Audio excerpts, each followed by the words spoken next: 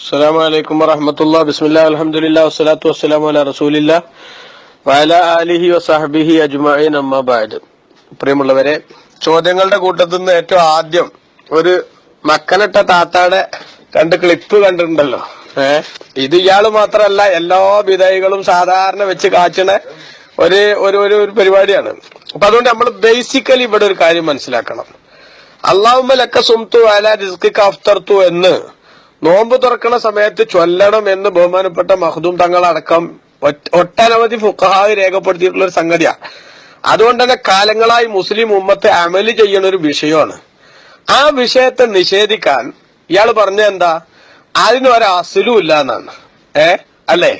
എന്നാൽ അത് പച്ച നുണയാണ് എന്നാണ് റമദാൻ മാസത്തിലാണെങ്കിലും ഞാൻ വളരെ ഗൗരവത്തിൽ പറയാണ്. കാരണം ഈ ദീന് തകർക്കാൻ വേണ്ടി നടക്കുന്ന ഈ കമ്പനിയുടെ ആ കടുത്ത ദുർവ്യാഖ്യാനത്തിന്റെ ശൈലി നമ്മൾ മനസ്സിലാക്കാൻ വേണ്ടി ഞാൻ സൂചിപ്പിക്കുന്നു.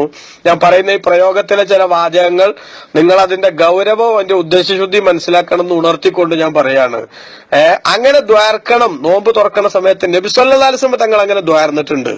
അങ്ങനെ മുസ്ലിമീങ്ങൾ ദ്വാർക്കാൻ പാടില്ല എന്ന് പറയാൻ ഇദ്ദേഹത്തിന് ആരാ ലൈസൻസ് കൊടുത്തത് എന്നാണ് പ്രിയപ്പെട്ട സഹോദരങ്ങളെ നമ്മൾ മനസ്സിലാക്കേണ്ടത്. ഉദാഹരണമായിട്ട് ഞാൻ പറയാം ഒരൊറ്റ ഹദീസ്. ബഹുമാനപ്പെട്ട നബി സല്ലല്ലാഹു അലൈഹി വസല്ലമ തങ്ങൾ നോമ്പ് തുറക്കുന്ന സമയത്ത് അള്ളാന്റെ റസൂൽ സല്ലല്ലാഹു അലൈഹി വസല്ലമ തങ്ങൾ പറയാറുള്ളതായി അബൂദാവൂദ് റളിയല്ലാഹു അൻഹു ഉദ്ധരിക്കുന്ന ഒരു ഹദീസിൽ നമുക്ക് കാണാൻ സാധിക്കും. റസൂലുള്ളാഹി സ്വല്ലല്ലാഹു അലൈഹി വസല്ലമ തങ്ങൾ പറയാണ്, അന്ന നബിയ സല്ലല്ലാഹു അലൈഹി വസല്ലം മുആദ് ബിൻ സുഹറ അന്നഹു ബലഗഹു അന്ന നബിയ സല്ലല്ലാഹു അലൈഹി വസല്ലം കാന ഇദാ അഫ്തറ ഖാല. മുആദ് ബിൻ സുഹറ റളിയല്ലാഹു അൻഹുവിന് പറയാണ്, തനിക്ക് വ്യവസ്ഥാപിതമായി വിവരം കിട്ടിയിട്ടുണ്ട്, നബി സല്ലല്ലാഹു അലൈഹി വസല്ലം പറയാറുണ്ടായിരുന്നു നോമ്പ് തുറന്നാൽ അല്ലാഹുമ്മ ലക സുംതു അലാ റിസ്ഖിക അഫ്തർതു, പടച്ചോനെ ഞാൻ നിനക്ക് വേണ്ടി നോമ്പെടുത്തു, നീ നൽകിയ ഭക്ഷണം കൊണ്ട് നോമ്പ് തുറന്നു എന്ന് നബി സല്ലല്ലാഹു അലൈഹി വസല്ലം തങ്ങൾ പറയാറുണ്ട്. കണ്ടോ? അപ്പൊ അത് ഇമാം അബൂദാവൂദ് റളിയല്ലാഹു അൻഹു ഹദീസ് റിപ്പോർട്ട് ചെയ്തിട്ടുണ്ട്. അതേപോലെ ഇമാം ബൈഹഖി റളിയല്ലാഹു അൻഹു ഹദീസ് റിപ്പോർട്ട് ചെയ്തിട്ടുണ്ട് തന്റെ സുനനുൽ കുബറയിൽ. അതുപോലെ ഇമാം ബഗവി തന്റെ ശറഹു സുന്നയിൽ ഹദീസ് റിപ്പോർട്ട് ചെയ്തിട്ടുണ്ട്. ഇബ്നു അബീ ശൈബ തന്റെ മുസന്നഫിൽ ഈ ഹദീസ് റിപ്പോർട്ട് ചെയ്തിട്ടുണ്ട്. അതേപോലെ ഒട്ടനവധി പണ്ഡിതന്മാർ ഈ ഹദീസ് ഉദ്ധരിച്ചിട്ടുണ്ട്. ആ ഹദീസിൽ പരമാവധി പറയാൻ സാധിക്കുക എന്താ, ആ ഹദീസിന്റെ സനദ് പരിശോധിക്കുമ്പോൾ അതിൽ ചെറിയ ലോഴ്ഫുണ്ട് എന്ന് പറയാൻ പറ്റും. പക്ഷേ ഒരു ഹദീസ് ലൈഫ് ആയാൽ അതുകൊണ്ട് അതിന്റെ വിധി എന്താ, അതിന്റെ നിയമം എന്താ? എല്ലാ മൗലവിമാർക്കുള്ള അസുഖമാണ്, അത് ലൈഫാണ്, അതുകൊണ്ട് അമൽ ചെയ്യാൻ പറ്റൂല എന്ന് പറയല്. എന്നാൽ നിങ്ങൾ നോക്കൂ, ബഹുമാനപ്പെട്ട പണ്ഡിതന്മാരൊക്കെ ഉദ്ധരിച്ചിട്ട് ഇമാം നവവി റളിയല്ലാഹു അൻഹു തന്റെ അദ്കാറിന്റെ 23-ാമത്തെ പേജിൽ, എന്റെ കയ്യിലുള്ള കിതാബിന്റെ 23-ാമത്തെ പേജിൽ രേഖപ്പെടുത്തുന്നു. പ്രിയപ്പെട്ട സഹോദരങ്ങളെ, പണ്ഡിതന്മാരുടെ നിലപാട് നമ്മൾ മനസ്സിലാക്കണം. ഖാലൽ ഉലമാഉ മിനൽ മുഹദ്ദിസീന വൽ ഫുഖഹാഇ വഗൈറുഹും. മുഹദ്ദിസുകൾ, അതേപോലെ കർമ്മശാസ്ത്ര പണ്ഡിതന്മാർ, മറ്റു ഇമാമുകൾ, മുസ്ലിം ലോകത്തിന്റെ ഉത്തരവാദപ്പെട്ട പണ്ഡിതന്മാർ, അവരൊക്കെ പറഞ്ഞിരിക്കുന്നു യജൂസു, അനുവദനീയമാണ്, വയുസ്തഹബ്ബു, സുന്നത്തുമാണ്, അൽ അമലു ഫിൽ ഫളാഇലി, ശ്രേഷ്ഠതയുടെ വിഷയത്തിൽ പ്രവർത്തിക്കൽ, തർഗീബി വതർഹീബി, അതേപോലെ ആളുകൾക്ക് നന്മക്ക് പ്രചോദനം ഉണ്ടാക്കാനും തിന്മയിൽ നിന്ന് അവരെ അകറ്റി നിർത്താനും വേണ്ടി പ്രവർത്തിക്കൽ സുന്നത്തുമാണ്. ബിൽ ഹദീസിൽ ലൈഫി, ലൈഫായ ഹദീസ് കൊണ്ട് പ്രവർത്തിക്കൽ അനുവദനീയവും സുന്നത്തുമാണ്. അപ്പൊ നിങ്ങൾ നോക്കൂ, ഈ ഹദീസിന് ലോഴ്ഫുണ്ട് എന്ന് കാണാത്തവരല്ല മഖ്ദൂം തങ്ങളെ പോലത്തെ വലിയ വലിയ സമുദ്ര സമാനരായ ഇമാമുകൾ. അത് കണ്ടിട്ട് അവരത് ഉദ്ധരിച്ചത് ഈ ഹദീസ് ഈ ഒരു തത്വത്തിന്റെ അടിസ്ഥാനത്തിലാണ്. ലൈഫായ ഹദീസ് പറഞ്ഞ HIV പോസിറ്റീവ് പറഞ്ഞ പോലെ ഒന്നിനും പറ്റാത്തതെന്നല്ല. അങ്ങനെ ധരിച്ചു വെച്ചത് ഇവരുടെ വിവരക്കുറവാണ്.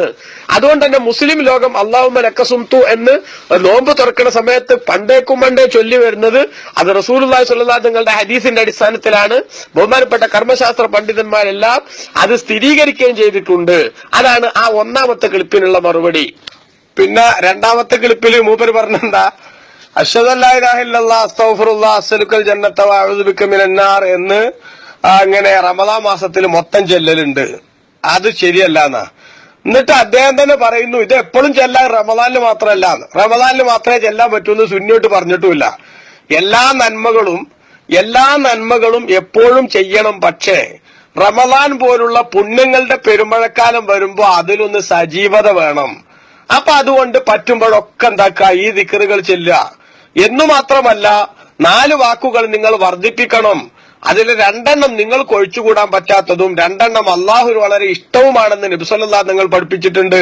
അതാണ് ഈ 4 വാക്ക്, അശ്ഹദു അല്ലാ ഇലാഹ ഇല്ലല്ലാഹ് അസ്തഗ്ഫിറുല്ലാഹ്. ഇത് രണ്ടും അള്ളാഹ്ക്ക് ഭയങ്കര ഇഷ്ടമാണ്. അതേപോലെ പിന്നത്തെ 2 നിങ്ങൾക്ക് ഒഴിച്ചുകൂടാൻ പറ്റാത്തതാണ്. അതേതാ? സ്വർഗം ചോദിക്കലും നരകത്തിന് കാവൽ തേടലും. അപ്പൊ ഈ സംഗതി മുസ്ലിം ലോകത്ത് സ്ഥിരപ്പ് അദ്ദേഹം തന്നെ പറഞ്ഞു എപ്പോഴും ചെല്ലാവുന്നതാണ്. എന്നാ പിന്നെ റമദാൻ ഒഴിവാക്കേണ്ടതുണ്ടോ? അതുകൊണ്ട് ഇത് റമദാനിൽ മാത്രമല്ല മറ്റു സമയത്തും ചെല്ലണം എന്നല്ലേ ഇയാൾ പറയണ്ടേ? അതിന് പകരം മൂപ്പര് ഇത് റമദാനിൽ മാത്രം ചെല്ലുന്നോണ്ട് അപ്പൊ ചെല്ലണ്ടെന്നാണ് പറയണേ. അതാണ് നന്മ മുടക്കികളായിട്ടുള്ള ആളുകളുടെ സ്വഭാവം എന്ന് പ്രിയപ്പെട്ട സഹോദരങ്ങളെ നമ്മൾ തിരിച്ചറിയുക. ഇവരുടെ വയല് കേട്ടിട്ട് എങ്ങാനും മനുഷ്യന്മാര് അത് അനുസരിക്കാൻ തയ്യാറായാൽ ഈ കുട്ടികൾ ഐസ് ഈമ്പണത് പോലെ അവസാനം കോല് ബാക്കിയാണ് പോലെ സകല നന്മകളിൽ നിന്നും സമൂഹത്തെ ഇവർ തടയും. അതാണ് ഇവർക്കുള്ള കുഴപ്പമെന്ന് നമ്മൾ മനസ്സിലാക്കുക. അദ്ദേഹം തന്നെ പറഞ്ഞല്ലോ ഇപ്പൊ എപ്പോഴും ചെല്ലാം, ഇതിനൊരു തെറ്റുമില്ല. പക്ഷെ റമദാനിൽ മാത്രം എന്ന് പറയാൻ പാടില്ല. റമദാനിൽ മാത്രമേ ചെല്ലാൻ പറ്റൂ എന്ന് നമ്മളോട് പറഞ്ഞിട്ടുമില്ല. മറിച്ച് എല്ലാ പുണ്യങ്ങളും എല്ലായ്പ്പോഴും ചെല്ലാം. പക്ഷെ റമദാൻ അതൊക്കെ സജീവാക്കണം, കൂടുതൽ സജീവാക്കണം. അതുകൊണ്ട് ഇതും എന്താക്കി? മുസ്ലിമീങ്ങളെ സജീവാക്കി എന്നേ ഉള്ളൂ. അതുകൊണ്ട് അശ്ഹദു അല്ലാ ഇലാഹ ഇല്ലല്ലാഹ് അസ്തഗ്ഫിറുല്ലാഹ് മൂപ്പരെ പ്രസ്താവനയിൽ തന്നെ എന്താക്കുക? ചെല്ലേണ്ടത് തന്നെയാണ്, റമദാനിൽ മാത്രാക്കണ്ടെന്നാ ഞാനും പറയണു. റമദാനിൽ മാത്രാക്കണ്ട, എല്ലാ കാലത്തും ചെല്ലാം. അത് റമദാനിക്കും ബാധകമാണ്. അതുകൊണ്ട് ആ പ്രശ്നത്തിന് തീർന്നു. ഇനി 2ാമത്തെ വിഷയം എന്താ? ഓരോ 10നും ഓരോ പ്രാർത്ഥന എന്നുള്ളതാണ്. പിന്നെ 3 10കളിൽ പ്രത്യേകം അല്ലാഹുമ്മ റഹംനി ആദ്യത്തെ 10, 2ാമത്തേല് അല്ലാഹുമ്മ ഗ്ഫിർലി ദുനൂബി, 3ാമത്തേല് അല്ലാഹുമ്മ അഅ്തിഖ്നി മിനന്നാർ. ചെല്ലിന് മുമ്പ് പറഞ്ഞ എന്താ? അടിസ്ഥാനമില്ല എന്ന് പറഞ്ഞ അദ്ദേഹം തന്നെ പറഞ്ഞു ലൈഫായ ഹദീസിലുണ്ട്. ലൈഫായ ഹദീസ് അമലിന് പറ്റുമെന്ന് ഞാൻ നേരത്തെ തെളിവുദ്ധരിച്ചുകൊണ്ട് സ്ഥാപിക്കുകയും ചെയ്തു. അതോടുകൂടെ തന്നെ അതിന്റെ സംഗതി പോയി, അതിന്റെ ഫീസ് ഊരി. ഇനി മൂപ്പര് പറഞ്ഞ എന്താ? റമദാൻ മൊത്തം റഹ്മത്താണ്. അതുകൊണ്ട് എന്താ? റമദാൻ മൊത്തം റഹ്മത്ത് തന്നെയാണ്. പക്ഷെ ഓരോ സംഗതിക്ക് ചില പ്രത്യേക ഘട്ടങ്ങൾ ഉണ്ടാവും. ഇനി നിങ്ങൾ നോക്കൂ അദ്ദേഹത്തിന്റെ വാക്കുകളുടെ നിരർത്ഥകത. റമദാൻ മൊത്തം റഹ്മത്തായതുകൊണ്ട് പ്രത്യേകമായി അള്ളാഹുവിനോട് റഹ്മത്ത് ചോദിക്കുന്നുണ്ടോ? ഈ ലൈഫായ ഹദീസിൽ ആദ്യത്തെ 10 റഹ്മത്ത് പ്രത്യേകം ചൊരിഞ്ഞു കൊടുക്കുന്നതാണ്. അപ്പൊ പ്രത്യേകം ചൊരിഞ്ഞു കൊടുക്കുന്ന സമയത്ത് അതിന് പറ്റിയൊരു ദുആ അല്ലാഹുമ്മ റഹ്മനി യാ അർഹമർ റഹീം എന്ന് റസൂലുള്ളാഹി ദുആർക്കാൻ പഠിപ്പിച്ചു എന്നല്ല അതിന്റെ അർത്ഥം.